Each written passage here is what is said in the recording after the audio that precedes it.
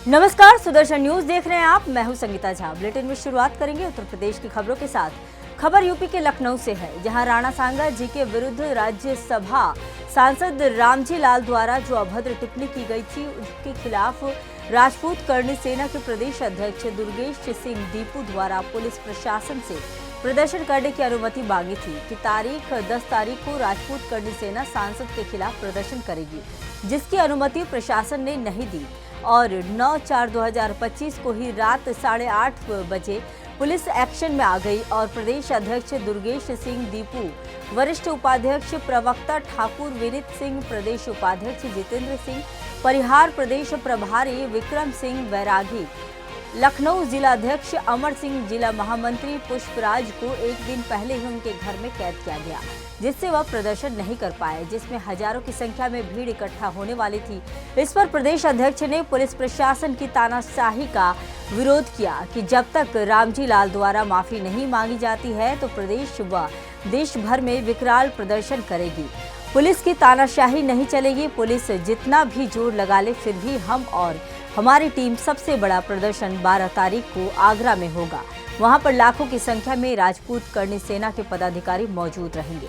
बता दें कि राजपूत करणी सेना के प्रदेश अध्यक्ष दुर्गेश सिंह दीपू व उनके कुछ पदाधिकारियों को पुलिस ने एक दिन पहले उनके ही घर में कैद कर लिया था। इस समय मैं मौजूद हूं करणी सेना के प्रदेश कार्यालय पे, जो पीजीआई स्थित चरण भट्टे के पास में है। जो राणा सांगा जी के ऊपर जो अभद्र टिप्पणी की गई है, उस पे करणी सेना इस समय रोड पे है। उसके बारे में आज धरना प्रदर्शन के लिए शायद अनुमति नहीं मिली और करणी सेना के प्रदेश अध्यक्ष को कल रात से हाउस अरेस्ट किया गया है।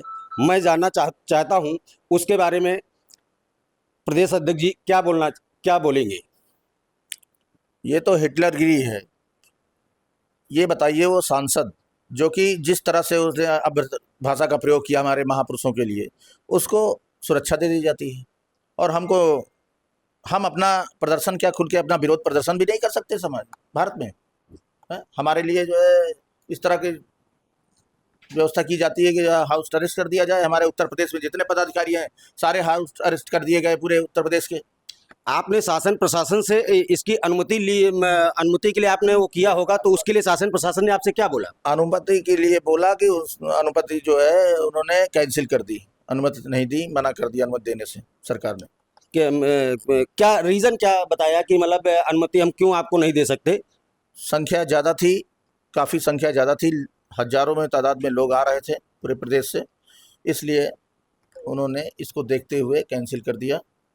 मगर हम लोगों का प्रदर्शन की पूरी तैयारी थी। हम लोग अनुमति मिलती ना मिलती प्रदर्शन करते और जब तक वो सांसद माफ़ी नहीं मांगता प्रदर्शन चालू रहेगा लगातार भारत में पूरे प्रदर्शन। इसके लिए और आगे, अगर आज तो आपको हाउस अरेस्ट कर दिया गया है, इसके लिए आगे का विचार आपका क्या रहेगा? बाकी हमारे प्रदेश के प्रवक्ता हैं विनीत सिंह, ये बताएंगे आपको। इसके साथ में हमारे साथ हैं करणी सेना के वरिष्ठ प्रदेश उपाध्यक्ष और करणी सेना के प्रवक्ता जी। उनसे भी जानना चाहेंगे कि जो ये आपका आंदोलन जो करने का वो कर रहे हैं, उसके बारे में आप क्या कहना चाहेंगे। और रामजी लाल सांसद जी ने जो राणा सांगा जी के खिलाफ जो अभद्र टिप्पणी की है, उसके बारे में आप आगे और क्या विचार रखेंगे? रामजी लाल सुमन, राज्यसभा सांसद, समाजवादी पार्टी, अव्वल दर्जे को उठाएगी। इन्हीं शब्दों के साथ मेरा उनको संबोधन है। और रही बात करणी सेना की, तो करणी सेना पूरे प्रदेश में, पूरे देश में राष्ट्रीय अध्यक्ष हमारे मकराना जी, प्रदेश अध्यक्ष दुर्गेश सिंह दीपू जी के नेतृत्व में लगातार निरंतर आंदोलन करेंगे। हम रोड पर उतरेंगे, सड़कों पे आएंगे और सरकार की तानाशाही, सरकार की हिटलरगिरी आखिर कब तक चलेगी, कितने दिन हमें आप हाउस अरेस्ट करेंगे। रही बात आज हाउस अरेस्ट की, तो आज हम लोग हो गए, क्योंकि बड़ा प्रोग्राम हमारा 12 का है और आगरा को हम पूरी ताकत दिखाएंगे, भीड़ के साथ दिखाएंगे। पूरा राजपूत आक्रोशित है, हम सड़क पर उतरेंगे, आंदोलन करेंगे। और उत्तर प्रदेश सरकार को मैं एक बात बताना चाहता हूँ, हमें अरेस्ट करने की ज़रूरत नहीं है, उस उठाईगीर सांसद को अरेस्ट किया जाए, सुरक्षा उसकी कम की जाए, ताकि चलते समय उसके सर, रोड पे चलते समय उसके सर पे जूते बरसाए जा सके। हमारा विरोध रामजीलाल सुमन से है और निरंतर रहेगा। हमारे राणा सांगा हमारे भगवान की तरह हैं, हमारे पूर्वज हैं, हमारे क्षत्रियों के सरमौर हैं, और राणा सांगा की बदौलत है जो हम आंदोलन कर रहे हैं और सरकारें सुरक्षित हैं। राणा सांगा के आदर्शों को मानते हैं, नहीं ना तो रामजीलाल सुमन होते, न सरकारें होती, हम सब की जड़ें उखाड़ के फेंक देते। रामलाल सुमन की हैसियत ही क्या है? राजनीतिक गिद्ध। राज्यसभा के अंदर उसकी माँ ने दूध पिलाया, उसने राणा सांगा को अपमान कर दिया। उसकी माँ ने दूध पिलाया हो, वो अपने बाप की ओरिजिनल औलाद हो, देश के जिस चौराहे पे उसकी हैसियत हो, वहां जाके राणा सांगा को गाली दे के बताए मैं यहीं बैठा रहूंगा, उसके सर पे अनगिनत जूते पड़ जाएंगे, उसका सर धड़ से अलग हो जाएगा। राणा सांगा को गाली देने की हैसियत उसकी अगर माँ ने दूध पिलाया है तो देश के किसी चौराहे पे जाके करके दिखाए, मैं जिम्मेदारी लेता हूँ। जूतों की बरसात होगी, जूतों की बरसात। और राणा सांगा ही नहीं, इस देश में हर वो व्यक्ति जो राणा सांगा का अपमान करेगा, मेवाड़ की धरती का अपमान करेगा, चित्तौड़ का अपमान करेगा, नामो निशान मिटा दिया जाएगा। मैं ठाकुर विनय सिंह वरिष्ठ उपाध्यक्ष करणी सेना ऐलान करता हूं कि राणा सांगा का सम्मान जर्रे जर्रे में रहेगा। ये राणा की धरती है, ये अकबर की धरती नहीं, ये बाबर की धरती नहीं, ये हुमायूं की धरती नहीं। और मैं एक बात कहना चाहता हूं 150 भारतवासियों से, हर वर्ग के लोगों से, राणा हर वर्ग के हैं। राणा ने लड़ाई लड़ी थी तो यहाँ का मुसलमान भी उनके साथ थे। राणा ने लड़ाई लड़ी थी, यहाँ का दलित भी उनके साथ था। राणा ने लड़ाई लड़ी थी, यहाँ का काछी, कुमार, पटवारी, नाऊ, लाला, हर बिरादरी के लोग राणा के साथ थे। और इन 150 करोड़ में जिसने राणा का अपमान करने की कोशिश की, वो राणा का वंशज नहीं, वो बाबर का वंशज है। अगली खबर यूपी के फर्रुखाबाद से है। फर्रुखाबाद में जिला अधिकारी आशुतोष कुमार द्विवेदी एक्शन मोड में है, जहां जिला अधिकारी ने लापरवाह अधिकारियों पर बड़ी कार्रवाई की है। बता दें कि जन समस्याओं का निस्तारण न करने पर जिला अधिकारी आशुतोष कुमार द्विवेदी ने 13 अधिकारियों का वेतन रोका। वहीं जन सुनवाई में शिकायत का सही से निस्तारण न करने पर अधिकारियों पर कार्रवाई हुई। बीडीओ शमशाबाद से शिकायत दर्ज कराने वाले 100% संतुष्ट नहीं हैं, जहां अधिशासी अधिकारी नगर पंचायत मोहम्मदाबाद की शिकायत निस्तारण में डिफॉल्टर है। उप जिलाधिकारी कायमगंज सदर अमृतपुर के शिकायत निस्तारण में शिकायत दर्ज करने वाले संतुष्ट नहीं हुए। 70% से 80% शिकायत दर्ज कराने वाले असंतुष्ट हैं। जिला अधिकारी ने बताया कि लापरवाही बरतने पर 1 माह का वेतन रोक दिया गया है। जन सुनवाई शिकायत निस्तारण का नंबर 1 था, अधिकारियों को लापरवाही से 50वें स्थान पर पहुंच गया। क्या निर्देश दिए और क्या कार्रवाई की? इसकी देखिए, किसी भी योजना में नंबर 1 लाना बहुत बड़ी उपलब्धि होती है, लेकिन नंबर 1 पर बने रहना उससे भी बड़ी योजनाबद्ध काम करने के बाद उपलब्धि के रूप में दिख सकती है। और चूंकि हर एक माह रैंकिंग जारी होती है, पूरे 75 प्रदेश के 75 जिले के अधिकारी इसमें बहुत किनली कंटेस्ट करते हैं। पॉइंट में एक मार्किंग पर 5-5, 6-6 जिले हो जाते हैं, तो थोड़ी भी लापरवाही होने पर रैंकिंग नीचे गिर जाती है। अगली बार हम लोगों का रैंकिंग IGRS में 50 हो गया है, और वैसे ओवरऑल CM डैश में हमारा रैंक 45 है। तो लेकिन IGRS में हमें पीछे नहीं होना है, आगे हमें बढ़ना है। इसलिए जहाँ जहाँ हम लोग समीक्षा किए, जहाँ जहाँ इसमें कमियाँ आई, जिस अधिकारी के लेवल पर ये कमी दिखी, उनको एक तरह से चेतावनी देते हुए, और सैलरी भी रोकी गई है कि देखिए ये इसको करेक्ट करिए, नहीं तो आपको सैलरी नहीं मिलेगी। सैलरी सरकार के, जनता के कार्यों के निस्तारण के लिए मिलती है। यदि उसमें लापरवाही होगी तो विभागीय कार्रवाई में अनुशासनात्मक कार्रवाई और दंडात्मक कार्रवाई के रूप में सैलरी में भी अवरोध या कटौती की जाएगी।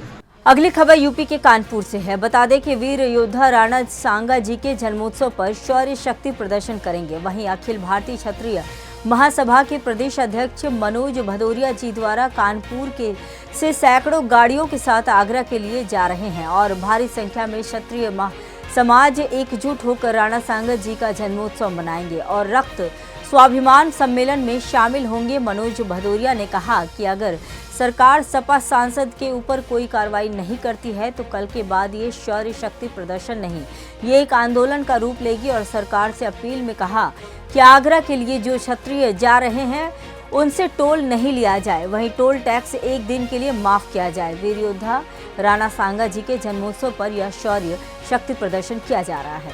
देश भर में सारे क्षत्रिय संगठन एकत्रित हो रहे हैं और भारी संख्या में राणा सांगा जी की जन्मोत्सव में आगरा के लिए जाने के लिए तैयार हैं। तो इसी क्रम में अखिल भारतीय क्षत्रिय महासभा के प्रदेश अध्यक्ष जी मनोज भदौरिया जी हमारे बीच में हैं। उनसे भी जो है जानते हैं कि आप किस तरीके आगरा जा रहे हैं। भैया सुदर्शन न्यूज में आपका स्वागत है। जय भवानी, जय राजपूताना।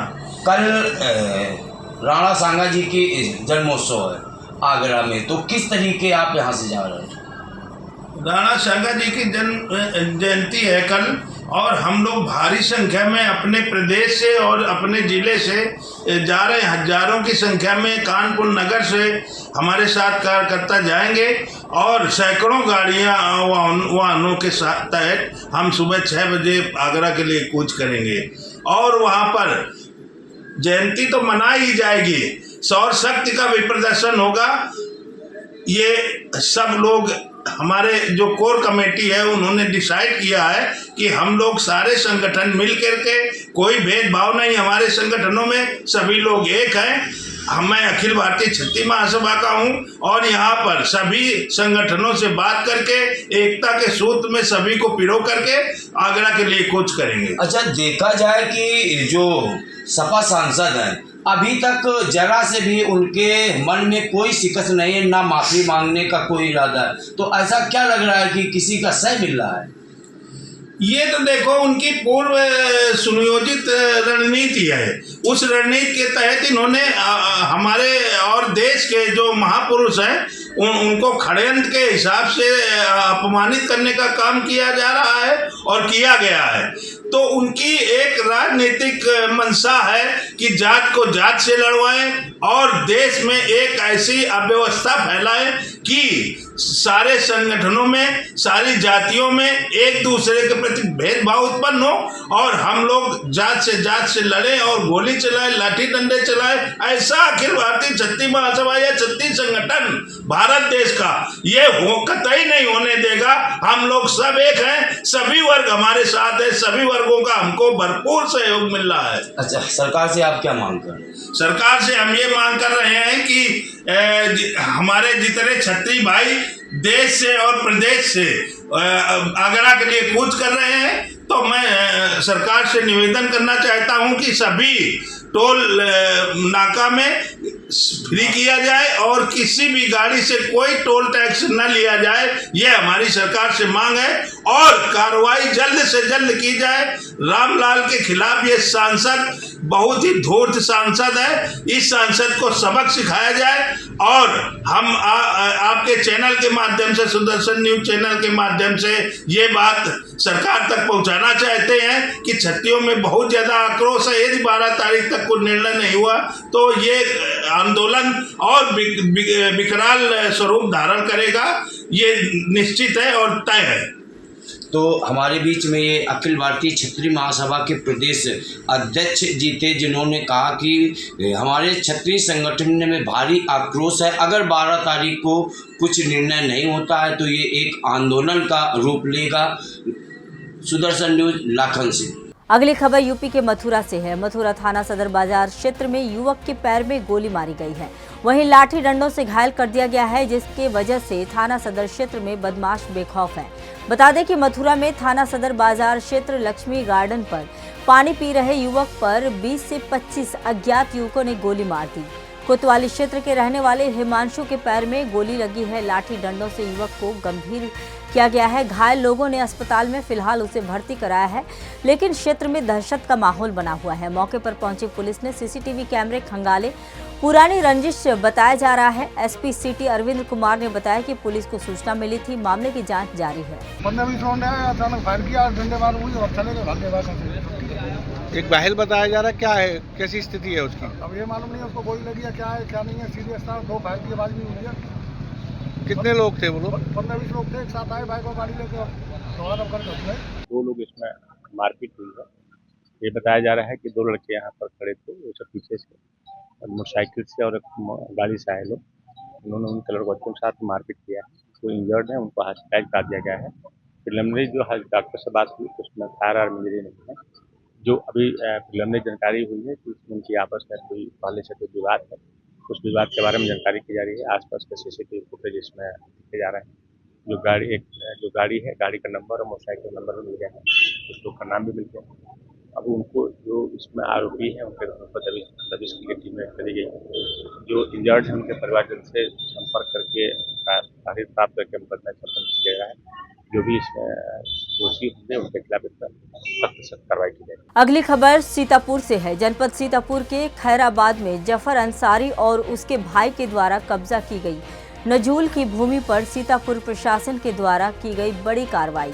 इस जमीन की कीमत लगभग 15 करोड़ बताई जा रही है। प्रशासन के द्वारा दी गई जानकारी पूर्व सभासद जफर अंसारी के कब्जे में थी। वह जमीन जिसको प्रशासन ने आज कार्रवाई करते हुए कब्जा मुक्त करवाया गया है। प्रकरण के संबंध में नायब तहसीलदार ने जानकारी देते हुए कहा कि जफर अंसारी और उसके भाई का कब्जा 15 करोड़ की संपत्ति पर प्रशासन की बड़ी कार्रवाई की गई है। नजुल की जमीन है जिस पर पूर्व सभासद जफर अंसारी और उनके 7 भाई ने मिलकर इस पर कब्जा कर रखा था लगभग 30-35 सालों से। तो आज पिछले 1 महीने से हम लोग इस पर कार्य कर रहे थे कि जो हमारे रिकॉर्ड में इतनी ज़मीन है उसको हम लोगों ने पैमाइज किया, संबंधित को मौखिक रूप से लिखित रूप से नोटिस भी दिया, सूचित किया कि आप लोग उसे स्वयं खाली कर दीजिए। तो उसी क्रम में कुछ तो हिस्सा खाली हो गया था, कुछ बचा हुआ था। आज प्रशासन द्वारा उसी को खाली कराने का काम किया जा रहा है। अगली खबर जनपद शामली से है। बता दें कि थाना भवन नगर का यह मामला है, जहां हलवाई की बंद दुकान में अज्ञात कारणों से आग लग गई। आग से दुकान में रखा फर्नीचर व कीमती सामान जलकर राख हो गया। दुकान से धुआं निकलता देख आसपास के लोगों ने पानी डालकर आग पर काबू पाया। 2 दिन से दुकान बंद थी, शॉर्ट सर्किट की वजह से आग लगी है।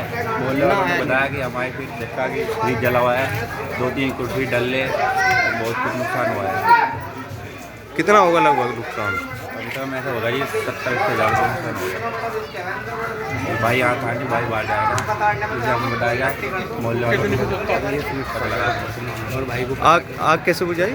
आग जी बस पानी से बुझाई है, मोहल्ले वालों ने साथ दिया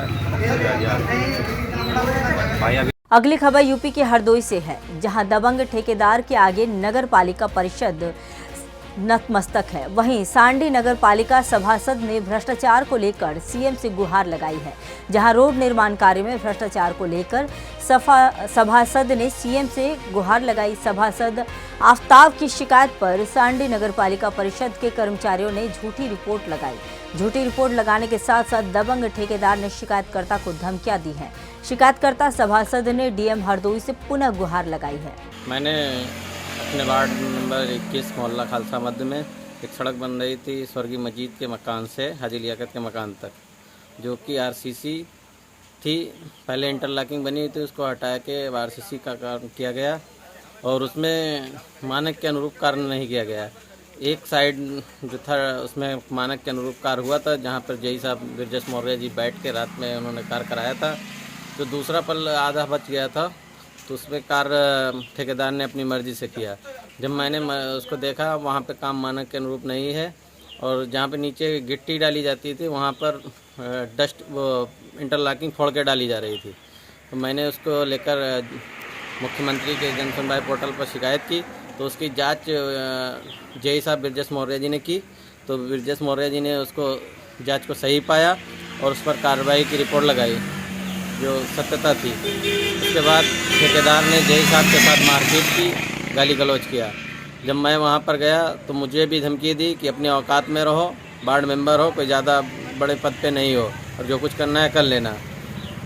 फिर उसके बाद ये मामला जो साहब के नॉलेज में आया तो उन्होंने दूसरे जेई साहब से बात करके उनको भेजा वहाँ पर। तो जेई साहब जो दूसरे जेई साहब आए रवि किशोर यादव जी, उन्होंने वहाँ पर देखा और देखकर कहा कि अरे मेंबर साहब इनको खाने कमाने दीजिए।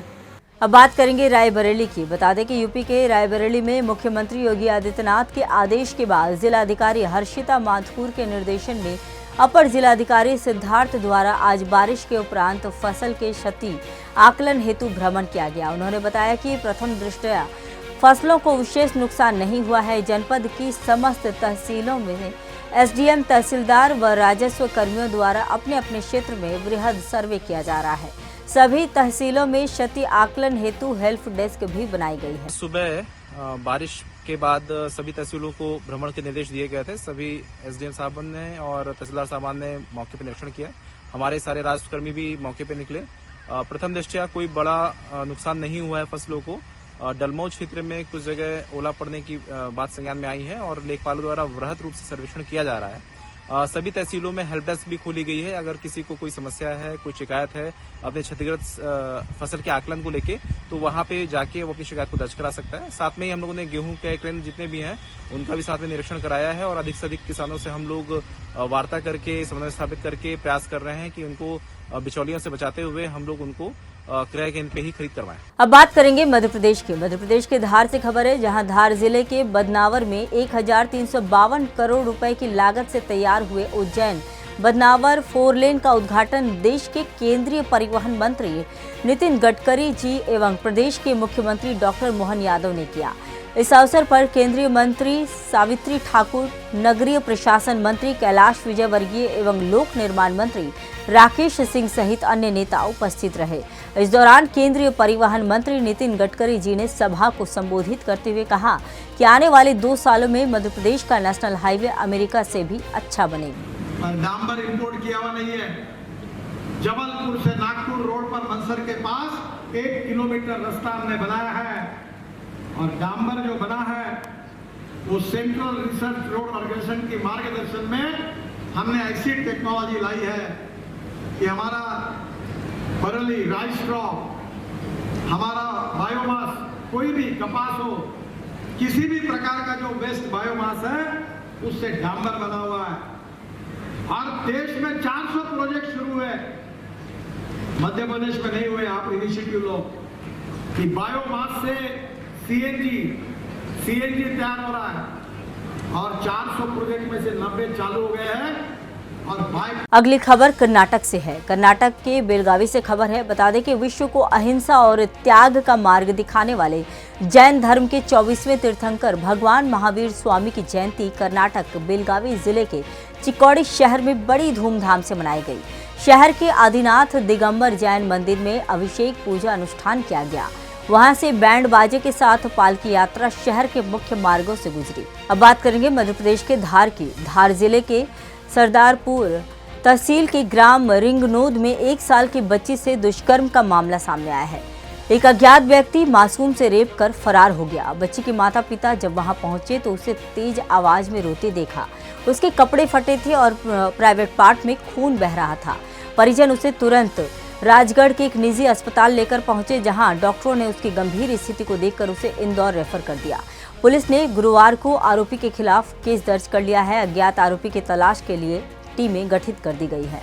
ये सरदारपुर थाना क्षेत्र में सूचना प्राप्त हुई थी कि एक मासूम बच्ची के साथ दुष्कर्म की घटना हुई है। उस पर तत्काल प्रकरण पंजीबद्ध किया गया और बच्ची को उपचार के लिए हॉस्पिटल भेजा गया। अभी बच्ची उपचाररत है और अज्ञात व्यक्तियों के विरुद्ध प्रकरण पंजीबद्ध किया गया है। विवेचना इसमें जारी है और जल्द ही आरोपियों का पता लगा करके उनको पकड़ लिया गया। अब बात करेंगे राजस्थान की। राजस्थान के चित्तौड़गढ़ से खबर है। जिले के गंगरार कस्बे से एक ऐसा मामला सामने आया जिसमें रामनवमी के अवसर पर निकाली जाने वाली शोभा यात्रा में लव जिहाद की घटनाओं से लोगों को जागरूक करने की लेकर बनाई गई झांकी को पुलिस ने आपत्तिजनक मानते हुए उसे रोका, जिस पर गंगरार थाने में हिंदू कार्यकर्ताओं ने प्रदर्शन करते हुए पुलिस की इस कार्रवाई का विरोध किया, जिस पर गंगवार थाना अधिकारी डीपी दादीच की रिपोर्ट दर्ज की गई है। मामला दर्ज किया गया है। क्या है पूरी घटना, सुनते हैं। चित्तौड़गढ़ जिले के गंगरार कस्बे में और यहाँ पर रामनवमी के दिन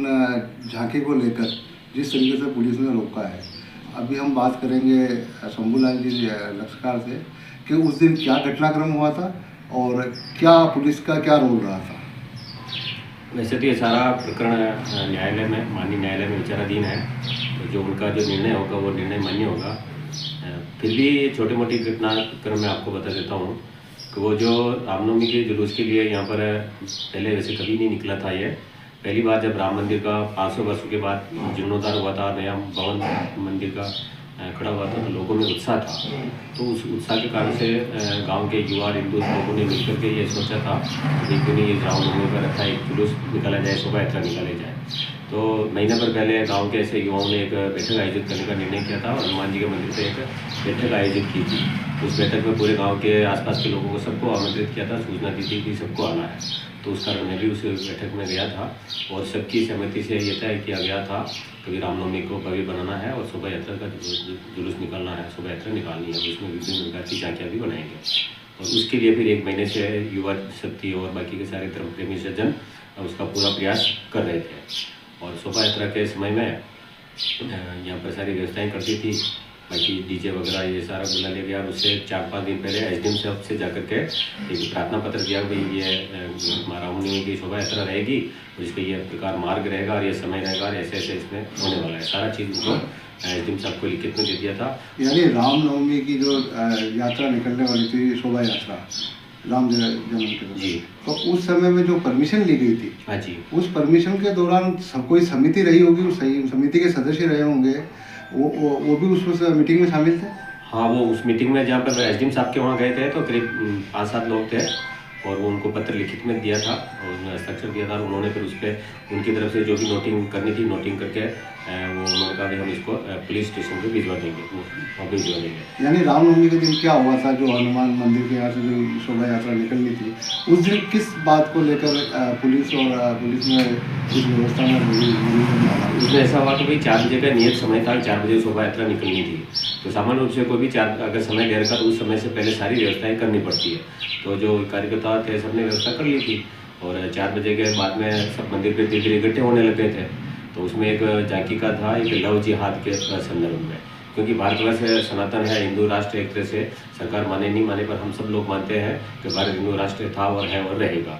तो उस कारण से जो भारत की जो सनातन बेटियां उनके साथ में जो अत्याचार होता आ रहा है, पिछले दिनों में ये जो कांड हुआ था, एक महिला का शव को काट करके उसके टुकड़े करके फ्रिज में रख दिए थे और इस घटना को पूरा मीडिया, सोशल मीडिया में बताया गया था और सारे बहुत सारे न्यूज़ चैनलों ने बताया था। सुदर्शन न्यूज़ चैनल ने भी इसको अच्छा कवरेज देते हुए इसकी पक्ष में प्रचार प्रसार किया कि ऐसी घटना नहीं हुई, जागरूक करने का भी प्रयास किया था और वो सब भी हमने देखा था सुदर्शन न्यूज़ का।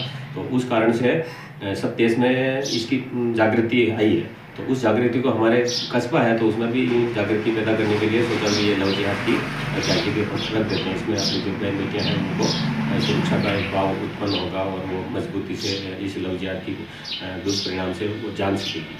तो उस कारण से एक लव जिहाद की झांकी उसमें सम्मिलित करके वहाँ खड़ी कर रखी थी, क्योंकि वो झांकी बनाने में समय लगा था। तो लोगों ने जो झांकी बनाई थी वो अलग जगह पे थी और अलग जगह खड़ी भी कर रखी थी। तो उस दिन मैं विद्यालय में भी कार्यरत हूँ, तो मैं उस दिन शाम को उस जुलूस के समय ही यहाँ आया था, उससे पहले झांकी वगैरह बन गई थी। और उधर जो 4 बजे का कार्यक्रम प्रारंभ होने वाला था, तो क्योंकि ट्रैक्टर और उसके साथ में सम्मेलन से ट्रैफिक की थोड़ी समस्या होने वाली थी, इस कारण से इस झांकी को पहले अलग रखा गया था और आधे रास्ते में उस झांकी को सम्मिलित कार्यक्रम करने का था। तो जो ही वो अभी तैयारी, यानी आप लोगों ने जो परमिशन ली थी उसमें वो झांकी के बारे में बताया था क्या? नहीं, उसमें मतलब अलग सेपरेट नहीं बताया था कि ये सेपरेट ये झांकी रहेगी, पर उसमें ये लिखा था कि झांकी रहेगी। इसीलिए पुलिस ने उस पर ऑब्जेक्शन किया था? हाँ, पुलिस ने ऑब्जेक्शन इसलिए नहीं किया था क्योंकि उनका कारण वैसे ऑब्जेक्शन कारण सही भी नहीं था, क्योंकि उन्होंने एक बिंदु फॉर्मेट भरवाया था 32 बिंदु का। उसमें यह लिखा था कि भाई किसी धर्म, जाति और संप्रदाय के खिलाफ कोई ऐसी कार्रवाई, ऐसी नारे या ऐसा चित्र या ऐसे गाने नहीं चलाए जाए, ऐसा कोई उनको वैसी कोई मतलब गतिविधि नहीं की जाए जिससे उनको लगे धार्मिक भावना नहीं बढ़ गए, ऐसा उसमें एक पाबंदी थी। तो हमारी इस झांकी में न तो किसी वो धार्मिक एंगल से था, न किसी जाति के एंगल से था, ऐसा कुछ नहीं था। कभी कोई किसी की भावना उसमें आहत होने वाली नहीं थी। एक वो लड़की थी, लड़की का मतलब वो हिंदू भी हो सकती है, मुस्लिम भी हो सकती है, सिख भी हो सकती है, ईसाई भी हो सकती है, कोई भी लड़की हो सकती है जिसको लव जिहाद। और लव जिहाद का मतलब है कि अपना धर्म परिवर्तन करके, ये नहीं जो कि मुसलमान होगा वो हिंदू धर्म बता करके ही करना होता, उसी को लव जिहाद नहीं कहते। मतलब यानी कि अपना जो वास्तविक धर्म है उसको छुपा करके बताना, ये है उसका लव जिहाद का। प्रेम का नाटक करने के लिए अपना जो वास्तविक धर्म है उसको छिपाना, तो उसमें कोई भी छिपा सकता है। तो इसमें ये मुस्लिम के खिलाफ भी नहीं था, ये जाके, और नहीं किसी वो उस जो लड़की का जो मर्डर किया था उसमें जिस व्यक्ति का नाम भी कहीं हमने प्रदर्शित नहीं किया था। तो इसमें इस जाति को देखकर ये कहीं नहीं लगता कि ये मुसलमानों के खिलाफ है या किसी जाति के खिलाफ है, फिर भी वो उसका ऑब्जेक्शन कर रहे थे। तो हमने कहा भाई आपके जो 32 हम सब जो कार्यकर्ता ने कहा कि वो 32 बिंदु में इस जाति का कारण से कहाँ उल्लंघन हो रहा है ये बताइए। तो इस चीज़ का तो उन्होंने कोई उत्तर नहीं दिया, बस वो कह रहा है अच्छा नहीं लगता रामनवमी को मौके पे ये अच्छा नहीं लगता। तो मैंने कहा अच्छा नहीं लगता वाली बात नहीं, यहाँ अभी कानून की बात है, कानून क्या कहता है। अगर तो उसके बाद रोका तो क्या हुआ? बस उसके लिए कार्यकर्ताओं ने क्या किया? कार्यकर्ताओं ने कहा भैया मैंने आपसे परमिशन ले रखी है और आपका जो 32 कॉलम का बिंदु का अगर उल्लंघन नहीं है तो हम ये रोकेंगे। अगर 32 कॉलम में अगर उल्लंघन हो रहा है तो हम ये जाके हटाने के लिए तैयार है। इस तरीके से भी हमने इनसे बात की है। अब यहाँ चित्तौड़गढ़ की राजनीति की बात की जाए तो चित्तौड़गढ़ की राजनीति में जो संघ के कार्यकर्ता हैं, जो हिंदुओं का काम कर रहे हैं और हिंदुओं के लिए जो काम करते हैं, उनको इस तरीके से प्रताड़ित किया जाता है जैसे कोई एक बड़ा आरोपी हो या कोई बम ब्लास्ट का मास्टरमाइंड हो। उस तरीके से एक शिक्षक जो शिक्षक है, प्रधानाचार्य है और बच्चों को शिक्षा देते हैं, राष्ट्र हित की शिक्षा देते हैं, और वैसे शिक्षक को अगर इस तरीके से उठा के बंद कर दिया जाएगा तो आने वाले समय में कौन कार्यकर्ता है जो हिंदू की बात करेगा या हिंदुओं के लिए आगे लड़ेगा? ये एक सोचनीय प्रश्न है। मैं श्याम वैष्णव, सुदर्शन न्यूज चैनल के लिए। अगली खबर मध्य प्रदेश के धार से है। बता दें कि पीथमपुर औद्योगिक क्षेत्र के सेक्टर 3 में स्थित सिग्नेट पाइप कंपनी में भीषण आग लग गई। आग का कारण अभी तक स्पष्ट नहीं हो पाया है। आग इतनी भयंकर रही कि इससे उठता धुआं कई किलोमीटर दूर से दिखाई दिया। घटना की सूचना मिलते ही कई दमकल की गाड़ियां मौके पर पहुंची और बड़ी मशक्कत के बाद आग पर काबू पाया गया। सूचना मिलते ही प्रशासन के अधिकारी भी घटनास्थल पर पहुंचे। बताया जा रहा है कि इस कंपनी में पिछले साल भी इसी तरह की आग लगने की घटना सामने आई थी। में 2 बजे खबर आई थी कि पीथमपुर में सिग्नेट पाइप फैक्ट्री है, उसमें भीषण आग लगी हुई है। सूचना मिलने पर तत्काल जो आसपास क्षेत्र की धार की सभी जगह की फायर ब्रिगेड और सारे इक्विपमेंट्स रवाना किए गए और उसमें चूँकि केमिकल और उस तरह के मटेरियल में आग लगी है तो तत्काल रेत के डंपर बुलवा करके और रेत से उसको कवर कराया गया चारों तरफ से, जिससे कि आग फैल ना पाए। वर्तमान में आग नियंत्रण में है और उसको जो स्प्रेड होने से रोक लिया गया है। क्या कुछ कारण पता चल पाया? अभी तो कोई प्रारंभिक तौर पर तो कोई कारण नहीं पता लगा है। आगे जांच जब होगी तब ये चीज़ों में विस्तृत रूप से पता लग पाएगा। कितनी दमकल को लगाया गया है आग में? दमकल तो यहाँ की धार की आसपास की करीब 12 से 13 गाड़ियाँ वहाँ पे पहुँची हैं और चूँकि मटेरियल इस तरह का है कि वो दमकल के थ्रू या उसके थ्रू काबू कंट्रोल तो किया जा सकता है, काबू ज़्यादा नहीं पाया जा सकता उस पर। तो उसके लिए रेत की जो दीवार बनाई गई है उससे वो स्प्रेड होने से रुक गई है और बाकी की आग जो है अपने आप धीरे धीरे बुझ जाएगी। अभी फिलहाल में क्या स्थिति है? बुझ गया फिलहाल क्या स्थिति? बुझ गई है ऑलमोस्ट। अगली खबर राजस्थान के चित्तौड़गढ़ से है। जिले के निम्बाहेड़ा सदर थाना पुलिस ने अफीम तस्करी के खिलाफ बड़ी कार्रवाई करते हुए नीमच की तरफ से आ रहे एक ट्रक को थाने के बाहर नाकाबंदी के दौरान रुकवाया, जिसकी तलाशी में ट्रक के कैबिन में छुपा कर ले जा रही 66 किलो 150 ग्राम अफीम को जब्त कर लिया गया है और ट्रक चालक जालोर जिले के एक आरोपी को गिरफ्तार किया गया है। अफीम जब्ती की जिला पुलिस की यह दूसरी बड़ी कार्रवाई है। मादक पदार्थ तस्करों के विरुद्ध जिला चित्तौड़गढ़ में निरंतर कार्रवाई करी जा रही है। इसी क्रम में आज निम्बाहेड़ा सदर पर एक ट्रक को रुकवाया गया नाकाबंदी के दौरान और ट्रक की अच्छे से तलाशी दी गई है तो उसमें 66 किलो 150 ग्राम अफीम बरामद हुई है। ट्रक ड्राइवर को गिरफ्तार कर लिया गया, आगे की कार्रवाई करी जा रही है। अगली खबर बोकारो से है, जहां 9 अप्रैल की रात चास थाना क्षेत्र में संध्या गश्ती के दौरान पुलिस ने एक बड़ी सफलता हासिल की है। भवानीपुर साइड शिव मंदिर के पास चंदन कियारी चास मुख्य सड़क पर वाहन चेकिंग के क्रम में पुलिस ने एक टाटा पिकअप वैन से भारी मात्रा में अवैध डोडा बरामद किया। वहीं पुलिस के अनुसार चंदन कियारी की ओर से तेज गति से आ रही एक सफेद रंग के टाटा पिकअप वाहन को रुकने का इशारा किया, लेकिन चालक वाहन छोड़कर भागने लगा। पुलिस ने तत्परता दिखाते हुए उसे खदेड़ कर पकड़ लिया। पूछताछ में उसने अपना नाम गुलाम मुस्तफा दलाल बताया। मामले में आगे की कार्रवाई जारी है। चेकिंग किया जा रहा था दिनांक 9 अप्रैल को और वाहन चेकिंग के क्रम में ही एक संदिग्ध वाहन टाटा पिकअप दिखाई पड़ा और जो पुलिस पार्टी को देखते ही भागने की प्रयास करने लगा। उस समय पेट्रोलिंग में कुवनी अजय कुमार सिंह, कुवनी संजीव कुमार और अन्य पुलिस पदाधिकारी थे। उन्हें पीछा करके उनको पकड़ा गया। वाहन की तलाशी ली गई है तो उसमें सब्जी के कैरेट, खाली कैरेट के नीचे बोरा में भरा हुआ डोडा ओपियम स्टोव मिला, जिसका कुल वजन 118 kg है, जिसका बाजार मूल्य 17,70,000 है। पूछताछ के क्रम में कोई वैध कागजात नहीं दिखाया गया और गुलाम मुस्तफ़ा दलाल नामक एक व्यक्ति की गिरफ्तारी की गई है, जो मूलतः पश्चिम बंगाल के बांकुड़ा जिला के ओंडा थाना का रहने वाला है। एक पिकअप वैन वाहन, 118 kg डोडा, एक स्मार्टफोन और ड्राइविंग लाइसेंस जब्त किया गया है। FIR दर्ज करके अनुसंधान किया।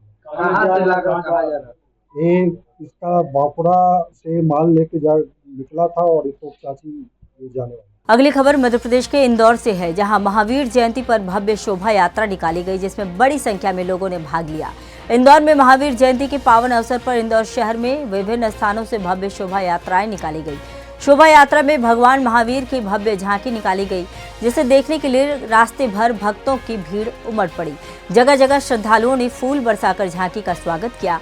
बता दें कि भगवान महावीर के सिद्धांतों को आत्मसात करने का यह संदेश दिया।